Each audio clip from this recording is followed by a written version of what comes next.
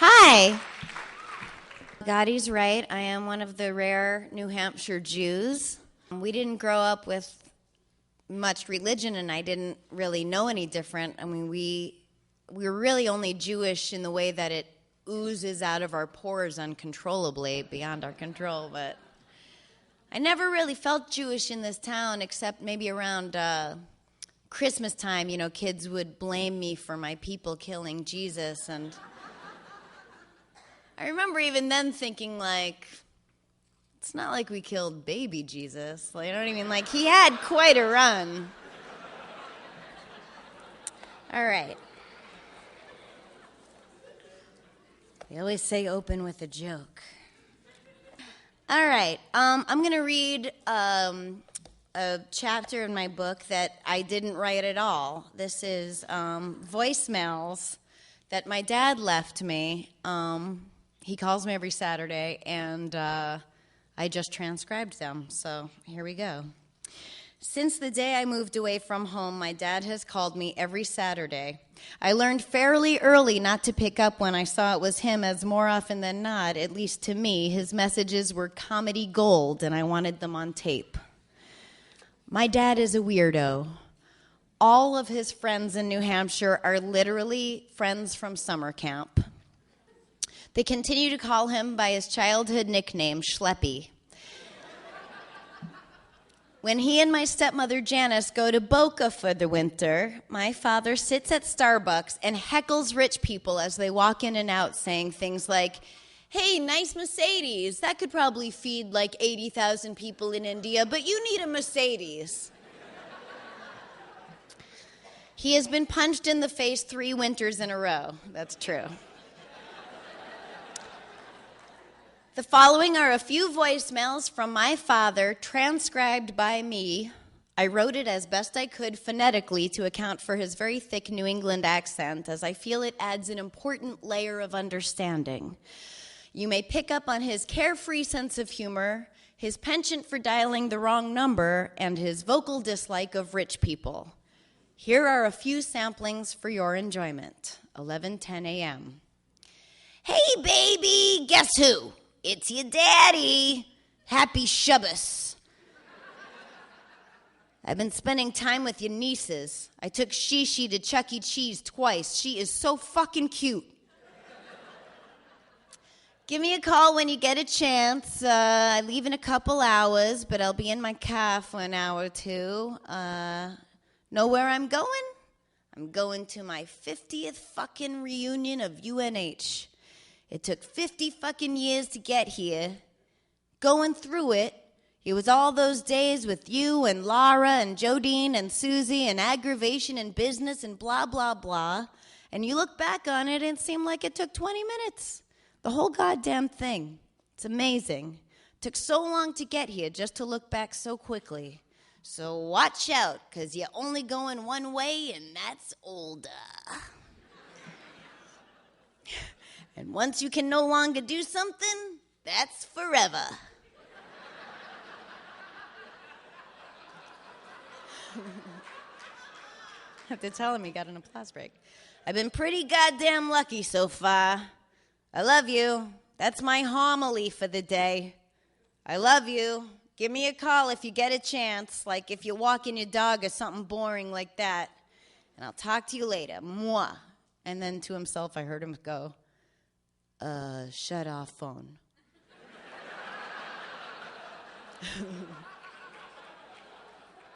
1:49 p.m.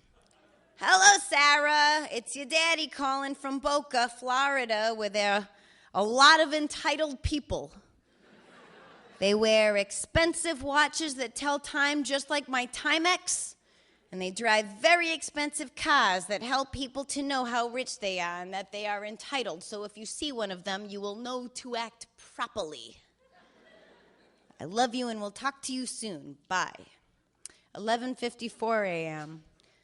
Oh, shit. I dialed the wrong number. That's a good one. "Hi, honey. You were wonderful last night." I was on Real Time with Bill Maher, and I was wonderful. "Really? I got to watch it again." "Ooh, I'm yawning. Just woke up from a little nappy. Trying to get a little sleep here because I'm going to a big wedding tonight with big rich people who I don't even know. Jesus Christ. It's like they all love your evil stepmother so much they invite us to these goddamn weddings. Oh well. Luckily I got a tuxedo that I bought at Goodwill. Did you know that?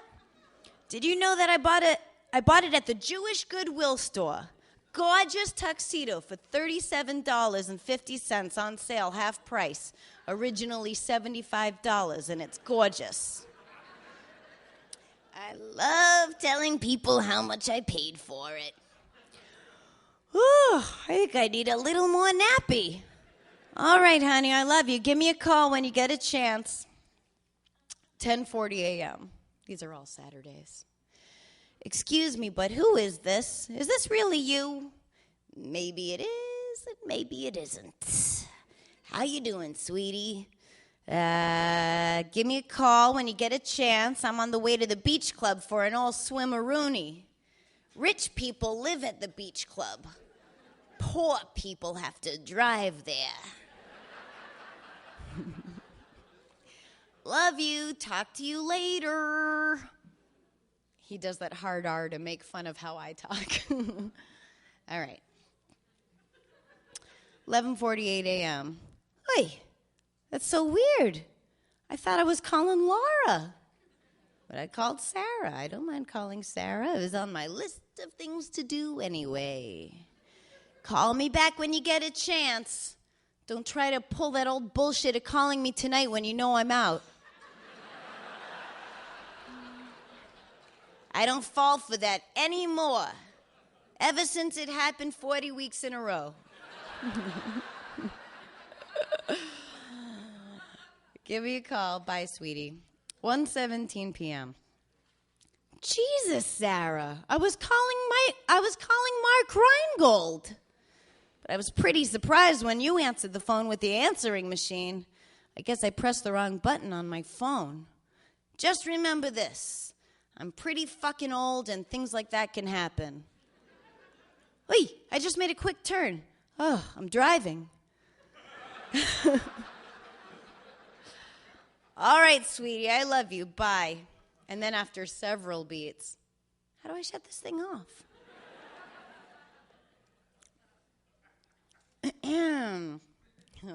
Okay.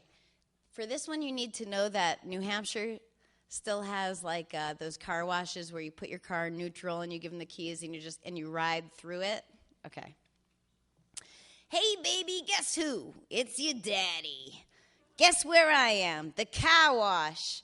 Janice is at a baby shower and... Oi. Jesus fucking Christ. My fucking windows are down, but the buttons to put them up won't work. I'm getting fucking soaked. Then after several beats, the whole car is soaked. Here's the last one. 9:10 a.m. I remember when you were a tiny baby and I had to lift those tiny legs and wipe the shit out of your tuchus. It was fucking disgusting. All right, if you get a chance, I know you're really busy, give a call back to the guy who gave you life. That's it. How about an applause for Schleppy? Schleppy! This is Teresa Strasser. Hi. Of television and radio and Judaism. I know I'm the only Jew named Teresa. Schleppy, yeah. I know. My parents were confused. Schleppy. Hold on. Someone has a very important call. Is it? Let's pick that up. It's probably one of their parents. Please answer it. I want to know who it is. Where's it coming from? It's one of those old-timey rings. If you're going to have that old-timey ring, you've got to answer it like this. Hello? Hello?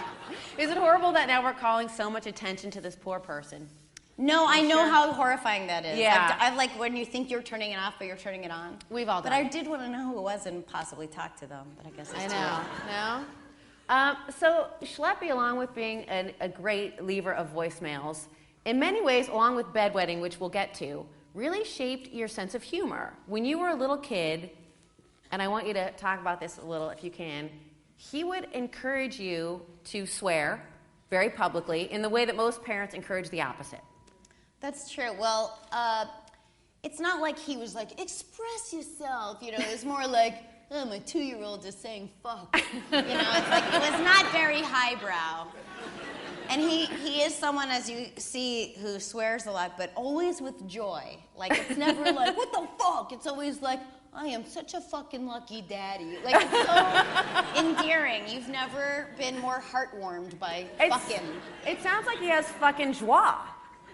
You know? Joie de vivre? Yeah, exactly.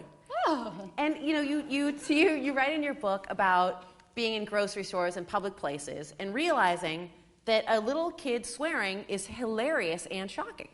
You know what? Yeah, I wrote about it in here, but I really didn't realize it until I was like promoting something and doing a ton of interviews.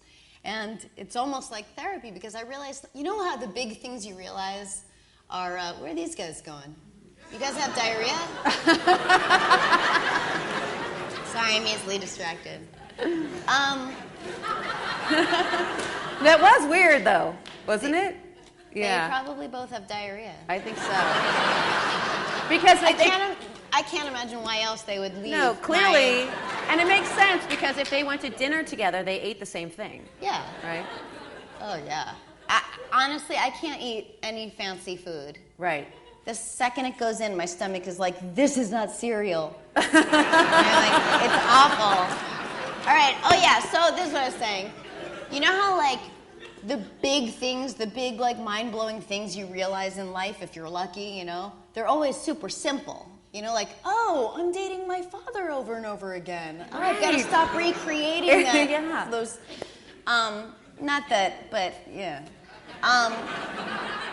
Well, what I realized was, you know, I always knew it was like a funny story in the family that when I was like 3, my dad taught me bitch, bastard, damn shit, and I would like yell it in the supermarket.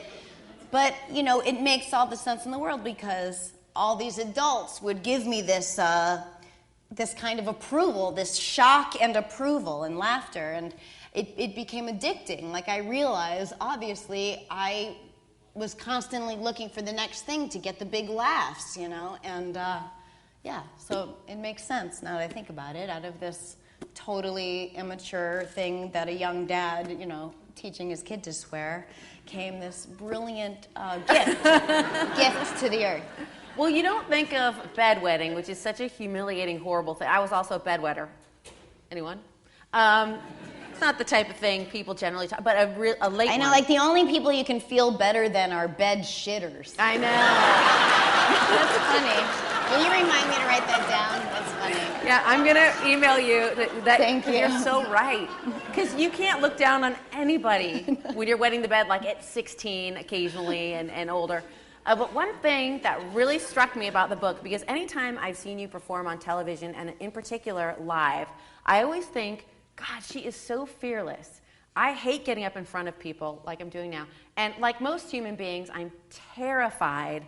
And when I see you, I just think, how does that happen? How is somebody so fearless? And you sort of make the point in the book that when you've been through a number of humiliations vis-a-vis wetting yourself in public places and sleepovers and camp, like what else can happen to you? Yeah, I think it's like it's kind of a gift to approach life from having nothing to lose. You know, like, oh, I might bomb. I like had to go to summer sleepover camps, and you know, as a bedwetter every summer. Like I don't care if I don't get laughs. That's right. I've had to pee on a sheet that would electric.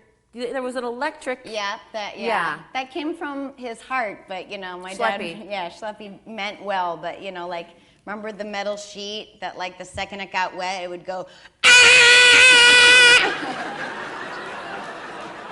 mean, the only thing that cured me from is sleep. Right, yeah. I never slept again.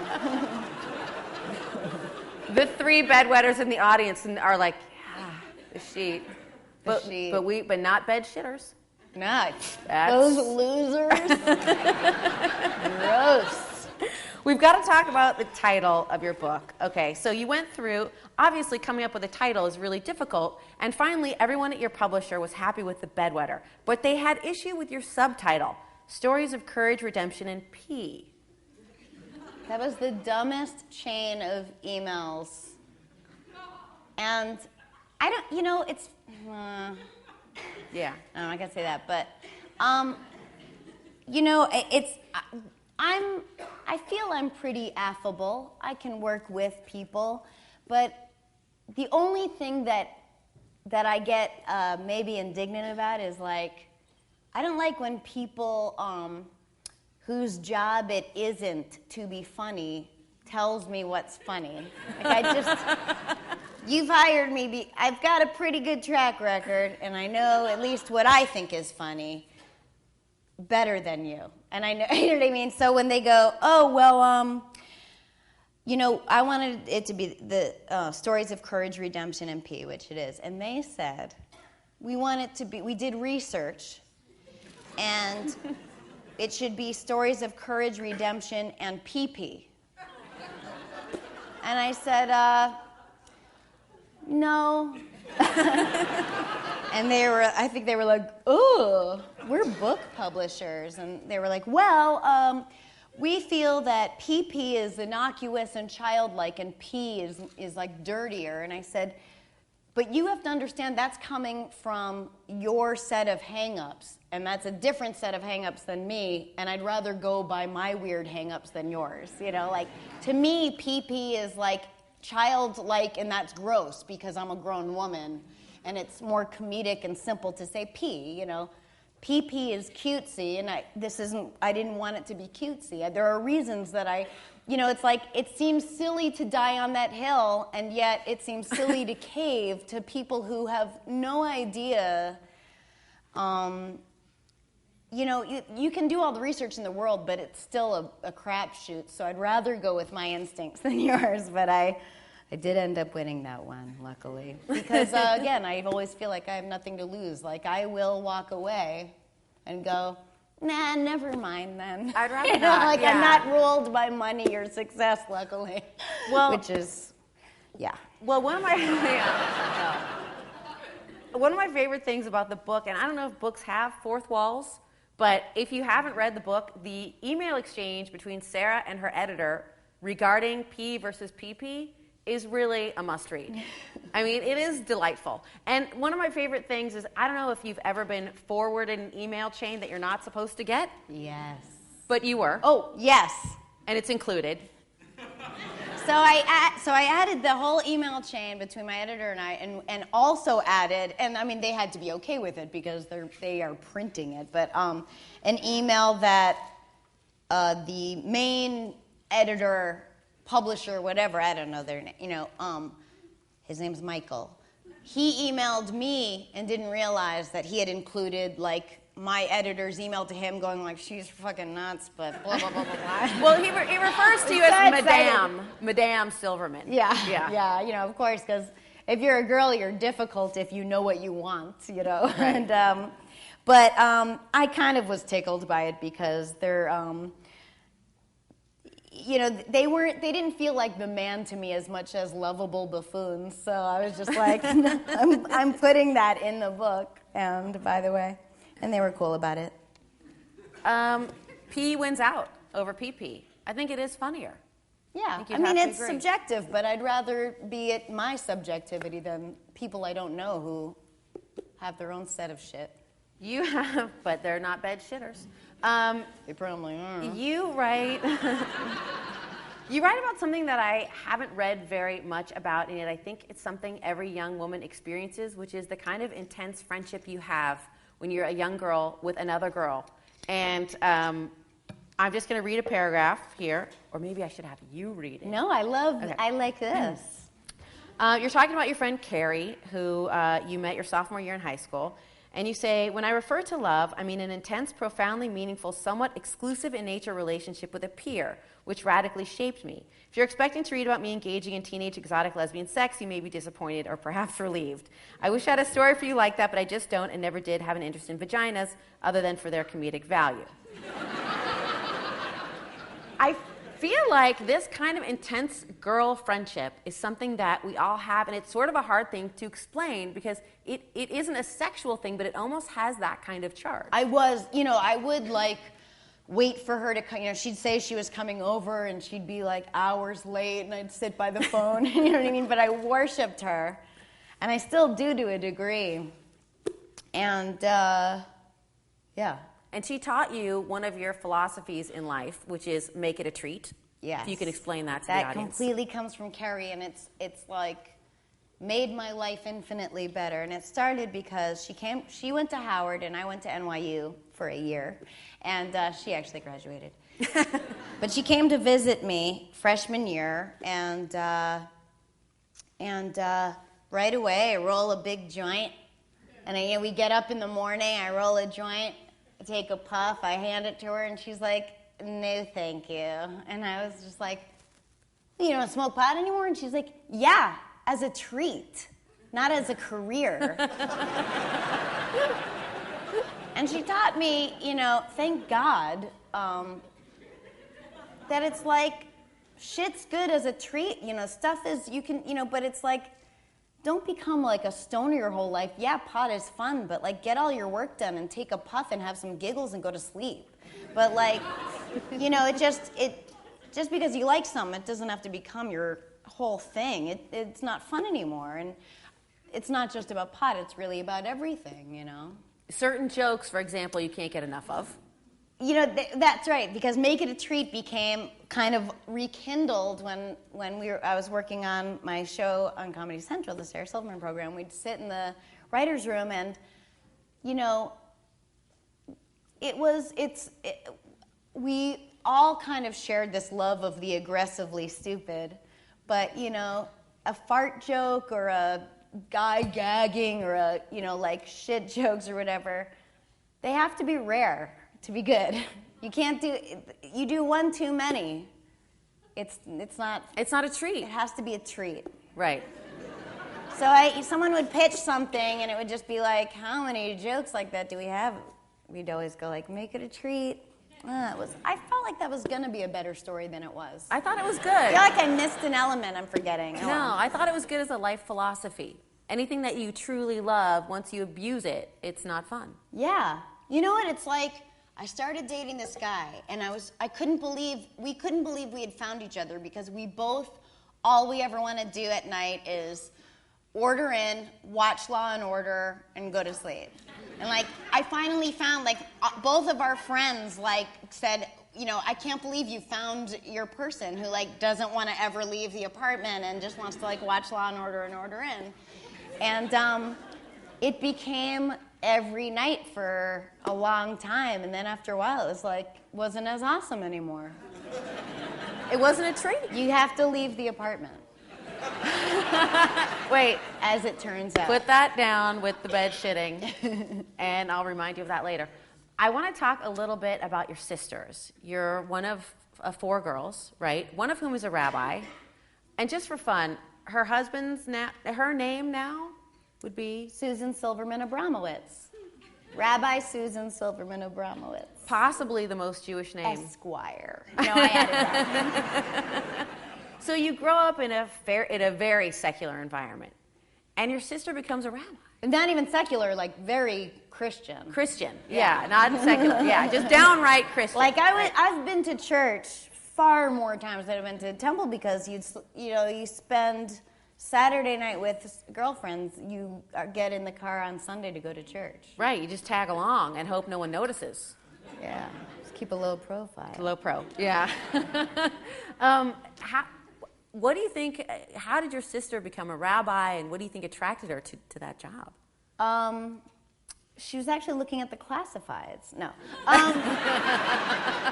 We didn't grow up religious, and but I feel like we grew up with, unbeknownst to us, with the kind of the ritual and the maybe ethical-iness of that, and turns out being kind of a Jewy thing, you know. Yeah. And God, transcribe this must look so smart. Of course. And she went to BU for psychology, and then she went to grad school at Harvard for education. And she met her husband-to-be, Yosef Israel Abramowitz, and literally the guy before him was like this guy named George with like a tattoo of a cross on his neck, you know? And Yosef just like rocked her world and opened her eyes to whatever she was meant to be doing. And she said, I'm going to be a rabbi. And we were like, it's a phase, you know? I mean, and she went to HUC, you know, Hebrew Union College. She was the only student who didn't speak Hebrew. And she graduated like top of her class and now lives in Israel. And all her kids are, you know, their Hebrew is their first language. They have like adorable accents that are, I remember her youngest, Ashira. Our other sister, Laura, painted her room. Like, they lived in a kibbutz. I'm getting a lot of points here, right? And they all kind of slept in the same room, all like their 5 kids, but they had like their own wall, like their bed. So like my sister would like paint different colors for each wall, so they had their own area. And she was the youngest, and she put a little like sticker of Tinkerbell on the wall. And later, she was scraping it off the wall, and my sister Susie, Rabbi Susie, said, Shishi, why are you doing that? Don't you like Tinkerbell? And she said, no.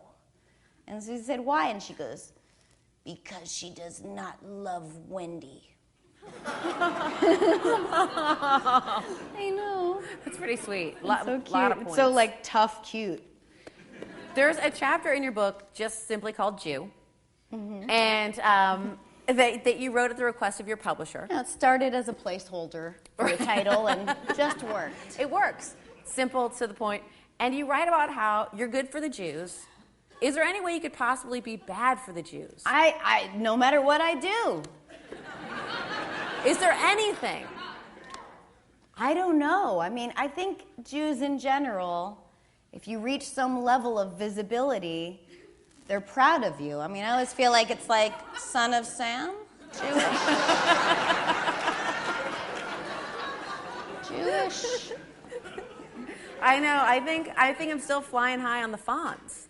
Oh, that was my first sex dream. Really? Yeah, when I was a kid. It wasn't sex, it was making out, but yeah, we were on a ski lift making out with I was on the ski lift making out with Fonzie. Then after a while, I was like, what is this with him and twins? Twins are sisters.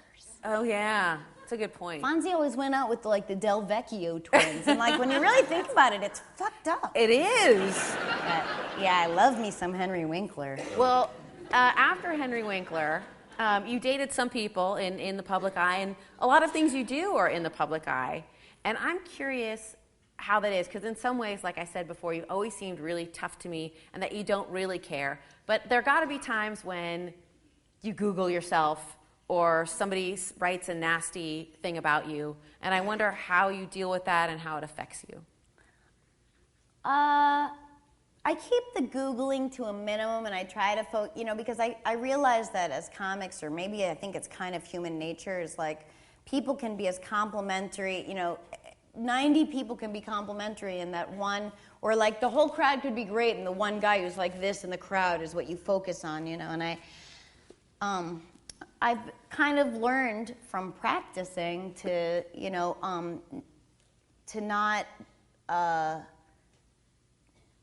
not base what I think of myself on strangers or outside things. I mean, you guys might not even exist. You could be like a figment in my brain, so why would I let you make me feel like shit about myself?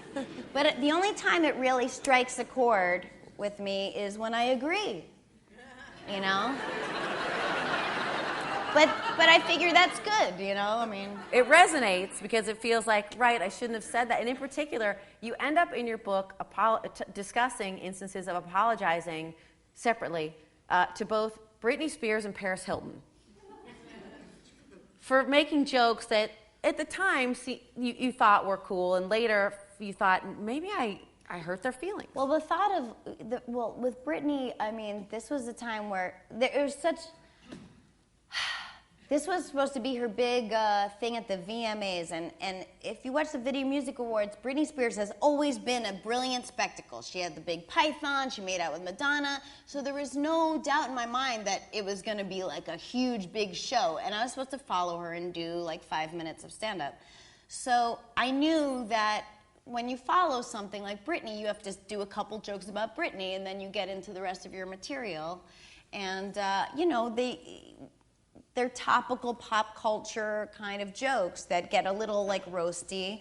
And I think people assumed that I watched her do badly and then I came out and said bad jokes, when the truth was I was like holding in diarrhea and pacing, going over the jokes I had been writing for 2 weeks and had no idea how she had done. So everything felt heavier, you know. And so the next day, I thought I had no idea. The next day, I did Google myself. I go, ooh, this is gonna be good. And everything said like how I ruined. So Britney Spears saw my jokes in rehearsal, and it broke her heart. And but that's a lie, because I didn't do my jokes in rehearsal. I only did the jokes live. So that was like their spin, but their spin made me into a monster, you know. But I also felt bad. I saw subsequently that she was like a sick young girl, and I felt bad about it, so I wrote her a letter, but I don't know if she ever got it or anything. Paris Hilton, did she respond to your apology? No. Unclear. But I think she, you know, I've seen her since. I mean, we don't hang out or anything, but she seems all right, you know. I don't think she really cares that much, but she seemed, I didn't know, this is the thing, is any of these jokes, the jokes I did about Paris Hilton going to jail way back when, I didn't know she was going to jail that night and was going to be in the audience, but even, which was the circumstance. Now, do we refresh the audience about the joke? God, let me try to remember it, but... You can handle some penis stuff. Yeah. Right? Yeah. What did I say? Oh, I said, and by the way, like, I feel like for all the weeks before this, in both scenarios, these were things that were in the news. It was pop culture, and it was jokes that had been tread upon by every talk show host, you know. I'm not saying it's a male-female thing, but suddenly I was mean, but like Leno and every talk show host were brutal, and it was just like, hey, it's a talk show, it's a monologue, you know. And I thought about that subsequently and was like, yeah, why did I get blamed? Yeah. Jews. So with Paris, what was heartbreaking there was, I felt like it was a fairly innocuous joke, but this is going to sound mean in the context, but I was mean to everybody and everyone was just laughing and getting, you know, like Jack Nicholson, I said, oh my God, what did I say? Oh, it was a really good one. You've been in every single one of my favorite actresses. Yeah, that was good. And I was trying to think how it's worded. So then there's Paris Hilton, and I said, Paris Hilton is going to jail. That was the setup. And before I could say the punchline, the whole audience went, yeah! You know, and the camera went on Paris, and like the lion in the stadium and the gladiator thing, it was like so evil, like the whole crowd just went mad, like just crazy, and it was so mean, you know. That was what was mean about that joke, and the camera's on her, and it was humiliating, and my heart broke, but I was in the middle of a joke, and I had to say the punchline. There was no way I was gonna abandon ship for this girl. Right. I'm sorry. The joke was, of course, they really wanted her to be comfortable in prison, so they're gonna paint the bars of the prison to look like penises. And then I said, I hope she doesn't chip a tooth on those things. It's not so bad. You know, I hadn't thought about it in the context of you being the only female. You're right, everybody went after her. I never blame that. I never talk about that stuff, and I don't like when, you know, when girls blame that stuff, because it's just, if you had to work harder, then work harder. It's tough for everybody in one way or another. I mean, how many white male comics are there? That's got to be hard. There's a million of them. Sure. I know Dane Cook has it rough. Oh, he actually does, I bet. Okay, this brings me to your sense of style, which is very unique and which you write about in the book. When you were nominated for an Emmy for a show, the Sarah Silverman program. Thank you. Am I supposed to say thank you before the applause break? You tell a hilarious story about a big designer offering to make you a dress. And along the way, you sort of started tinkering with the design until they took their name off of it? Okay, this is what is it? Badgley Mishka. So they go, we want to design you a dress. I couldn't believe it. So they're in New York and I was in LA. So what they do is they take your measurements and you say the material and the color, and so we did that, and then they send the basic template for it, and you work with a local tailor that tailors it to your cup of tea. And I was like, oh, let's do this, let's make it this, it ended up looking very Ren Fair. But I loved it because in my mind it looked like a princess, and it was corseted, and it was so pretty. But so they take a picture and sent it to them so that they know, and then they sat me down, and I was like, are they taking my nomination away? Or I couldn't think of what it was. And they said, Badgley Mishka they want to take their name off the dress. And I thought it was hilarious, and I was like, that's okay, because that's not because it doesn't represent what their kind of dresses are, but I still had and then I said to the tailor, now I can say that I can, when people ask me who made it, I can say you, and he was like, yay. And it wasn't that bad a dress, but the thing is, in my mind, I made him take the corset out so it was looser, because I was like, it's going to be a long night. I don't want to be uncomfortable, but, there's no such thing as boyfriend corsets. They're supposed to be really tight to hold you in. So, with a loose corset, and then I had to, hold my breath in to make it, fit me, I looked like a blueberry house. I've always thought, this is a thing, before I knew you, I always thought to myself, Sarah is doing something, and when you started, it was really, really mostly men. And I thought, she's so pretty, and I don't think she wants to distract from what she's doing. I don't think she wants to pull focus. And I always thought she must be in a hoodie and jeans because she just wants you to hear the jokes. She doesn't want you to look at her as being as pretty as she is. And I wonder if that ever came into it, or if you're just a hoodie and jeans person. Well, I am a comfort wear person, but there is something to that. I would, you get in your head about stand-up, and you're like, well, you don't want anything distracting. You don't want a T-shirt that says something or anything that can take them away from the setup of a joke, and then you lose that laugh or anything. Now I'm going to be 40 next month, and I'm like, can I cut out 2 circles here? And I love the description of the sense of style as it was handed down to you from your parents. Not just schleppy, but your mom, who, what would an average outfit, say, be for her? My mom was she would wear overalls with mismatched socks, on purpose, an artist. And then my dad just wore Stains with some shirt underneath them. It's not something you talk about in your book, but I'm one of your more than 1 million followers. I think you have 1,012,000 Twitter followers. Do you follow Sarah on Twitter? You're a great tweeter. I think, let's see, I wrote down a recent one that I enjoyed. I think I enjoyed this one for its simplicity. Good night, pubes.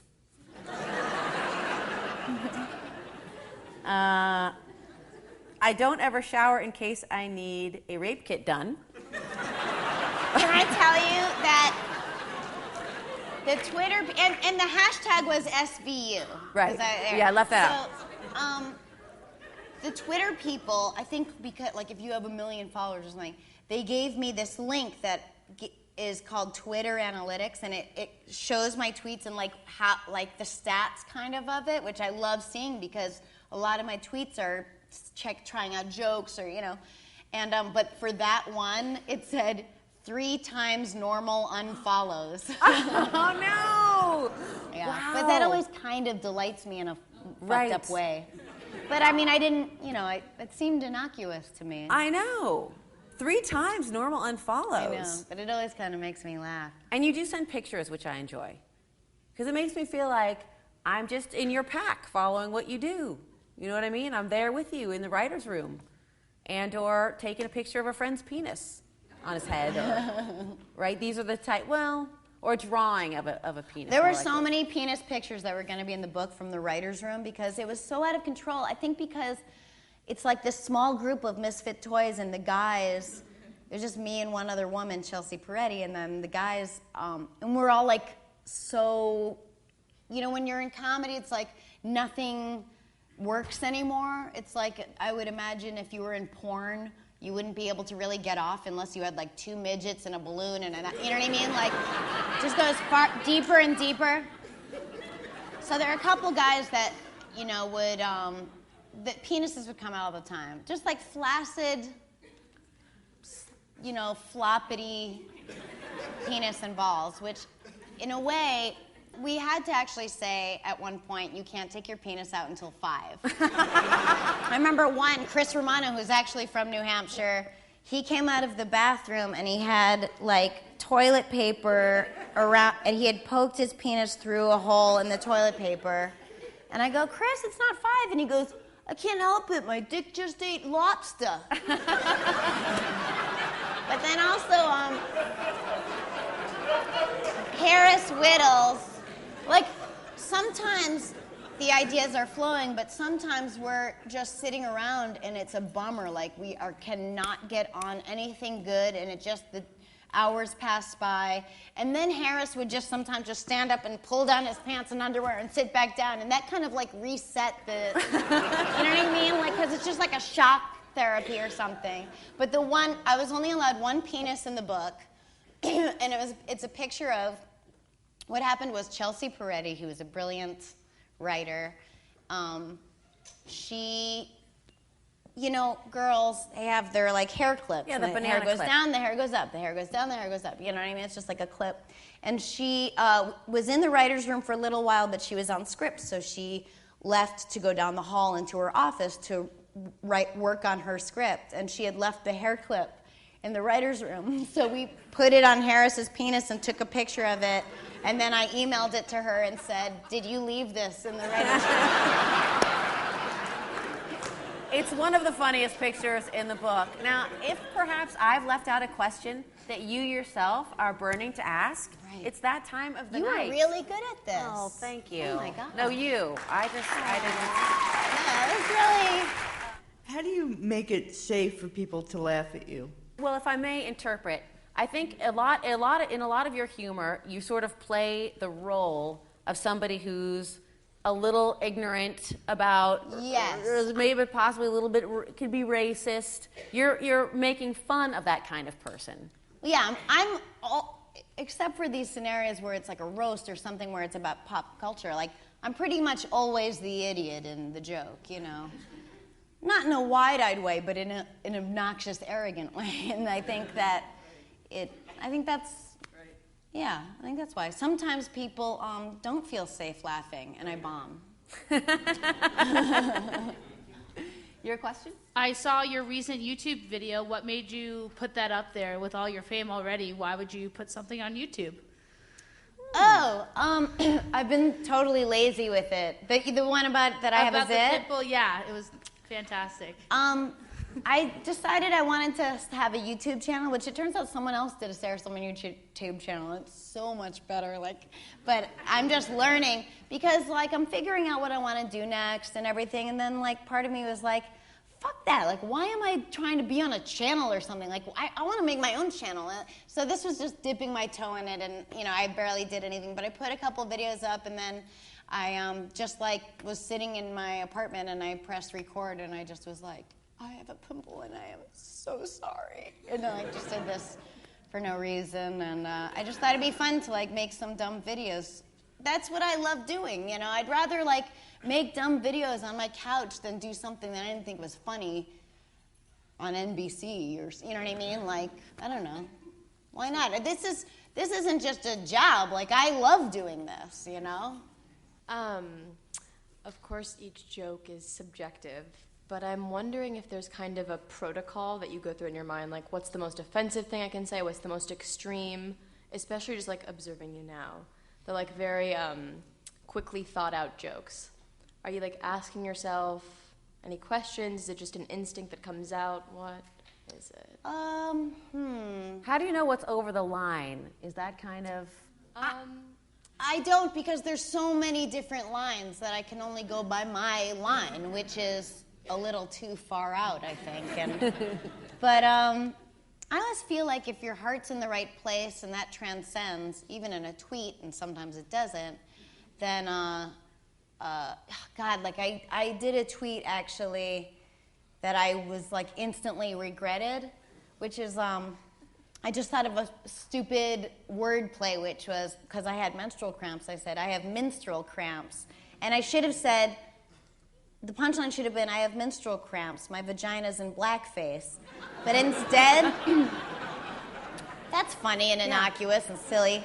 But I go, ooh, I actually have a picture of myself in blackface from an episode of the show where I'm in blackface, and the waiter, Alex Desert, who is also in Great Schlep, is like a stereotypical Jew for the day. And I took it from that, but it was so out of context. It just looked like me in blackface, and that's crazy. You know, like and it's crazy. So I almost you can't take it back. You know, you can't erase it. So I explained it a little, which I hate explaining jokes, but it wasn't a joke I was standing by because I decided it should have been just the words.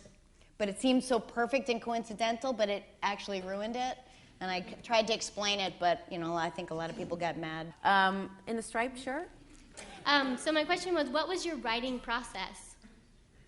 On the show? No, book? sorry, with the book, with your book. The book. Yeah, because, you know, you're right, it's daunting, and you're used to honing things where every little word matters, and then here's, you know, probably 80,000 words. Yeah, and you don't want to draw it out for the sake of drawing it out. You don't want to waste people's time with words that are there to take up space, you know, but you have to kind of find, you instead of boiling that legal page down to the nut, you ask more questions and tree it out and everything. And, you know, I had never written a book, and I think when I started, I wrote a bunch of the essays that I had to throw away because I was writing the way I thought writers wrote, you know, so I'm like, it didn't sound like me at all, you know, I was just trying to be like hoity-toity or something, you know, and you realize that, like, you have to just talk the way you write the way you talk, but with less likes. And, you know, it's like when I first did Terry Gross, I felt like I had to talk like, well, Terry, you know, it's like, what am I doing? You know, you have these kind of preconceived notions about, you know, what an author is supposed to be, you know, and it's just supposed to be you know. And the process for you did involve a lot of napping. So much napping. Like, every time I felt like good about something I wrote, I would be rewarded with some kind of figurative or literal masturbation. Now, I know time is short, so maybe we can just take... One last? Yeah.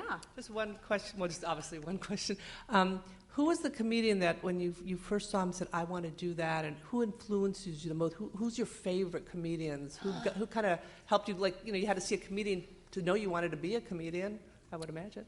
Yeah. God, I just remember as a kid, I mean, I saw stand-up very young. You know, my mom... or I heard it. My mom had like the Woody Allen double album and Albert Brooks, and I knew in third grade I knew I wanted to be a stand-up. You know, it's just I realize how lucky I am because I have so many friends who are so special, and they don't have that one passion. You know what I mean, like that thing, and it's so great to know. You know, like I you know, when I was in third grade, I filled out, you know, a thing like, when I grow up I want to be, and my mom showed it to me. It said, like, an actress, a comedian, or a masseuse. And I realize now it's because I was the youngest, and they would trick me to massage them, my family, by going like, "Your hands are so strong, you're so good at this," and I'd be like, But I would see comedians on Letterman and Letterman himself and the comics on Johnny Carson, and even then there was like Evening at the Improv came along pretty early, like I just, I loved it. I remember seeing like the kid who played Skippy in Family Ties was a stand-up, and I was like, oh, and like, I don't know, I knew I loved stand-up. I always loved making people laugh. It made my arms itch. Well, you've made all of our arms itch, and we thank you. Sarah Thank Silverman. you.